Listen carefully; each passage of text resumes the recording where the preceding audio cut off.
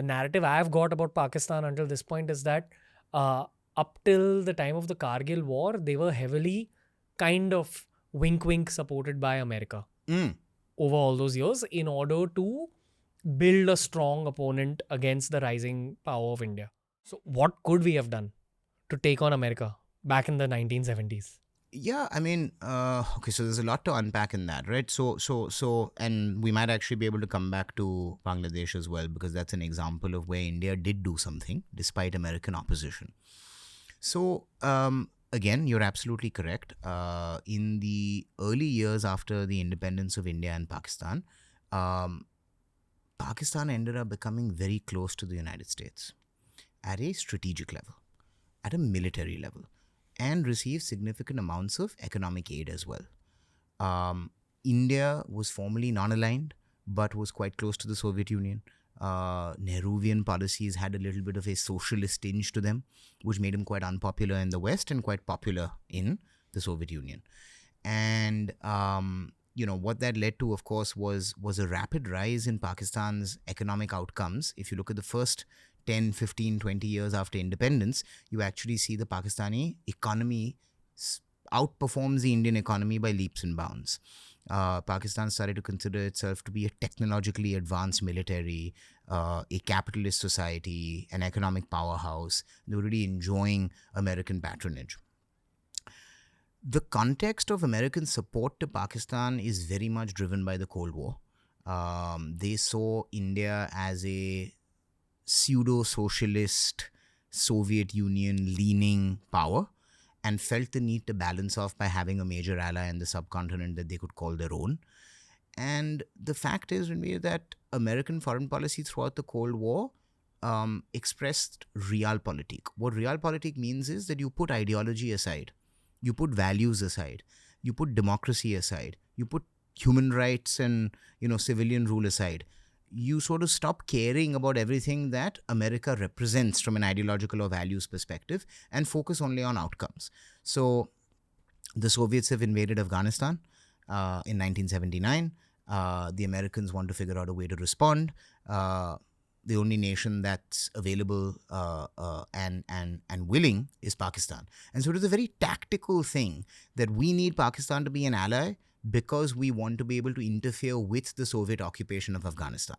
Hence the creation of the Mujahid groups, hence the funding received from the United States and Saudi Arabia, hence effectively the creation of the modern day Taliban.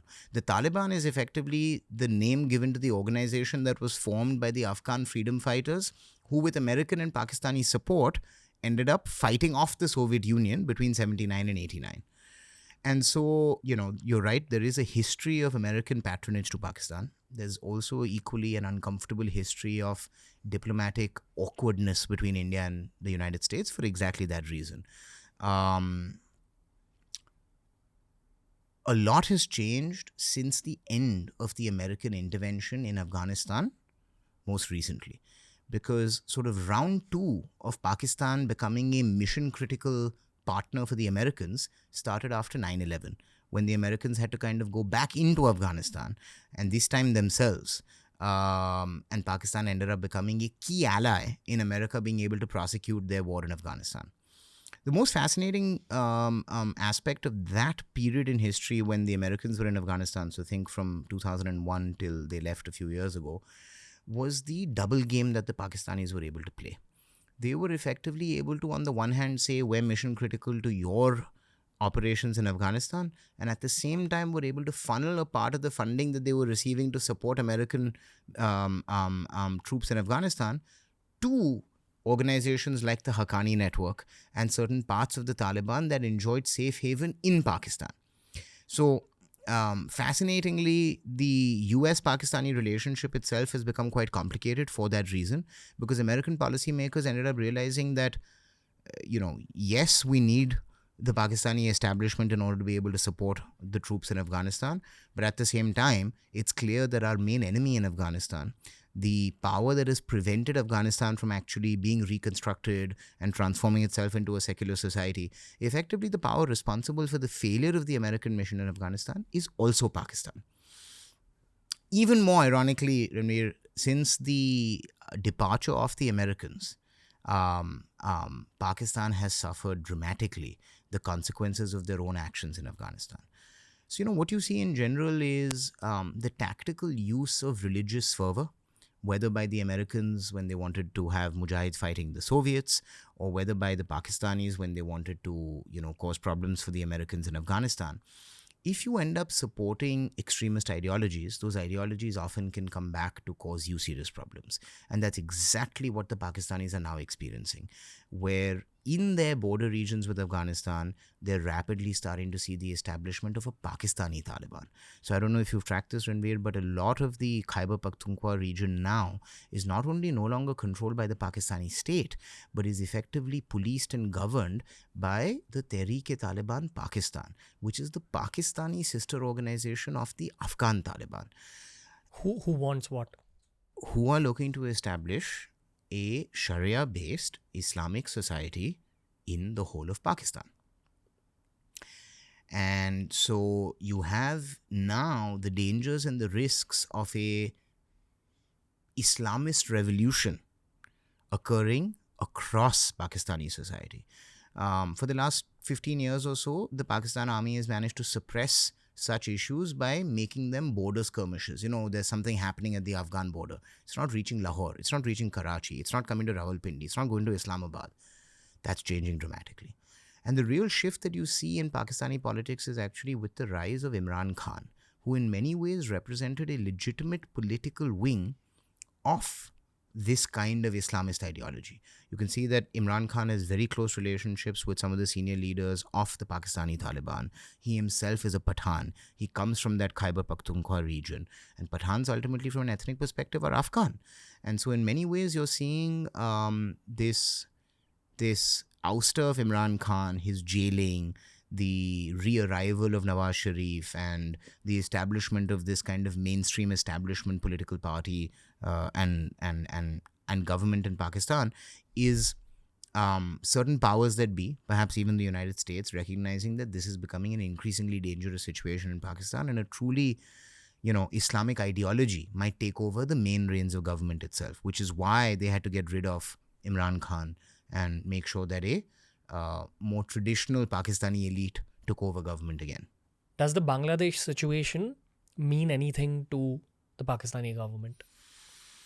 It's a very interesting question. I mean, obviously, you've raised already the conspiracy theories on the internet surrounding the Americans being involved in Bangladesh. And given everything I've just said about American intervention in Pakistan, why would it not be possible that the Americans are involved in Bangladesh as well? What I'd say there, Ranveer, is I'm not convinced. I'm not convinced that the Americans have executed this as a plot to get rid of Sheikh Hasina in order to be able to get access to military bases. I've heard reference to the island of St. Martin, etc. And the reason I'm not convinced by that is the following. Number one, there seems to be no historical evidence of deep American influence on the Bangladeshi government the way we have historical evidence of the deepest amount of influence being able to be wielded on the West Pakistani government, which the Americans have always managed to do. There are no American military bases in Bangladesh, and there's really no evidence of the American policy establishment even being as focused on Bangladesh as they have been on Pakistan. Second, I think it's very likely that a leader like Sheikh Hasina ended up in one of those delusions of hubris, with the best of intention, being the daughter of Sheikh Mujib, being a secularist, believing in the sort of India model of development, build a strong economy, have relatively socialist policies, be inclusive, include all your communities. She would have had all of that, I think, as genuine intent. I think she was a sincere Bangladeshi national in the mold of her father. But I think she may also have completely lost touch with the realities on the ground and ended up representing, as I say, a more authoritarian form of government that is less open to dissent, less open to other voices than one would think.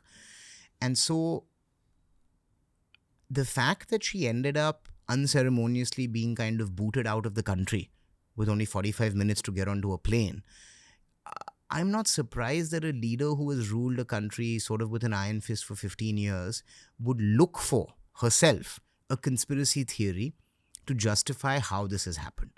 I'll give you the example of, Sheikh Mujib himself. Indian intelligence agencies had given him information about a potential coup.